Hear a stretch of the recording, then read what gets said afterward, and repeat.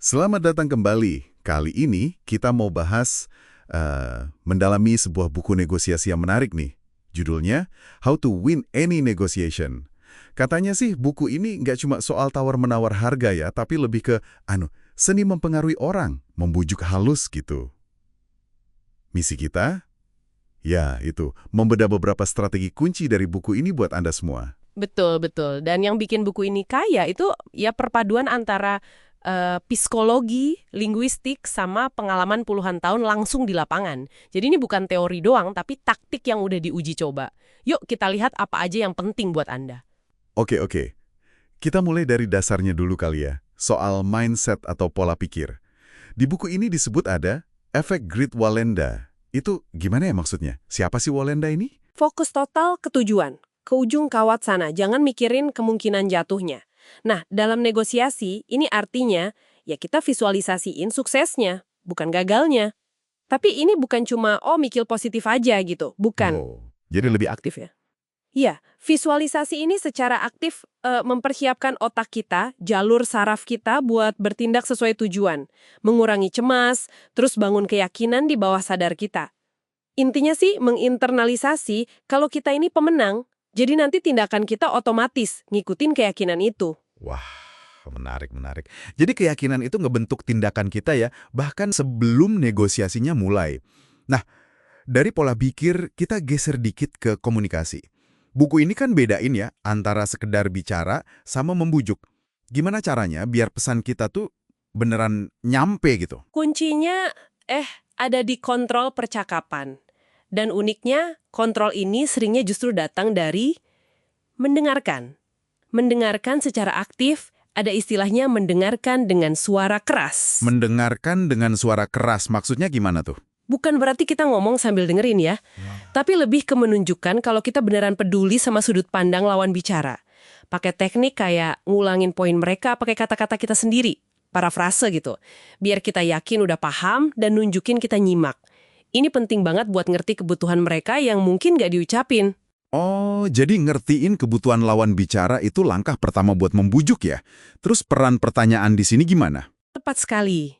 Setelah kita paham perspektif dan kebutuhan mereka, lewat dengerin aktif tadi, baru kita bisa pakai pertanyaan yang terarah. Buat ngebimbing mereka ke solusi yang kita mau.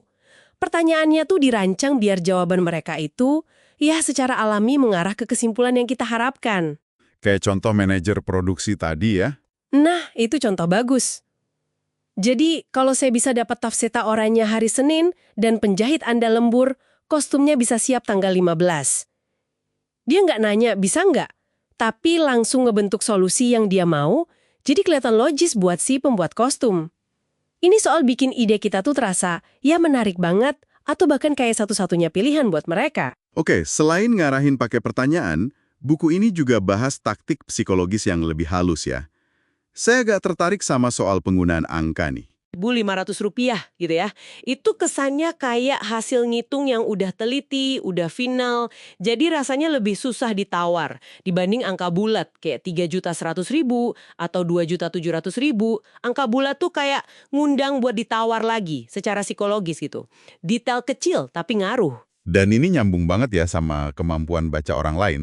Buku ini nyebut soal filter yang kita punya. Betul sekali. Kita semua kan proses informasi lewat filter pribadi kita masing-masing. Ada nilai, keyakinan, prasangka, pengalaman, dan, nah ini penting, kebutuhan mereka saat itu. Paham filter lawan bicara itu krusial. Kenapa? Biar kita bisa ngebungkus pesan kita sedemikian rupa supaya bisa nembus filter itu. Oh, jadi biar pesannya diterima ya? Iya. Kayak contoh orang yang tampil sederhana, orang desa gitu ya istilahnya, bisa jadi dia itu lulusan MBA, jago negosiasi, sengaja bikin Anda ngerasa superior biar gampang ngasih konsesi. Makanya penting buat lihat lebih jauh dari penampilan. Coba pahami motivasi sama cara pikir mereka, biar kita tahu tombol mana yang pas buat ditekan supaya ide kita nyambung sama kebutuhan atau nilai mereka. Dengan kata lain nih, ngertiin filter dan kebutuhan mereka itu bantu bikin pesan kita jadi lebih irresistible gitu ya, susah ditolak. Persis, itu inti dari persuasi yang efektif. Bukan cuma nyampein fakta aja, tapi nyajiinnya dengan cara yang paling mungkin diterima dan dihargai sama lawan bicara Anda. Berdasarkan pemahaman kita tentang mereka dan apa yang mereka butuhin. Jadi, apa artinya ini semua buat Anda, pendengar kita? Menguasai pola pikir pemenang, terus ngontrol percakapan lewat dengerin aktif dan pertanyaan terarah. Paham filter dan kebutuhan orang lain, pakai taktik spesifik kayak angka ganjil tadi. Semua ini bukan cuma soal menang negosiasi dalam arti sempit aja kan? Jauh lebih luas dari itu ya.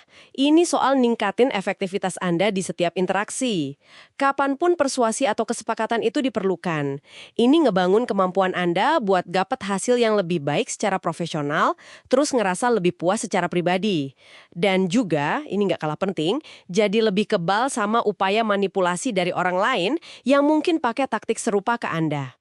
Oke, jadi singkatnya nih ya, pola pikir yang pas, komunikasi yang terkontrol tapi juga empatik, sama kemampuan baca situasi dan orang. Itu pilar utamanya. Iya, itu pilar utama yang dibahas di buku ini buat negosiasi yang sukses. Dan ini mungkin bawa kita ke satu pertanyaan buat direnungkan nih, buat Anda bawa pulang. Buku ini kan nawarin banyak teknik ya, teknik yang kuat, dari psikologi, dari praktek, buat mempengaruhi orang lain.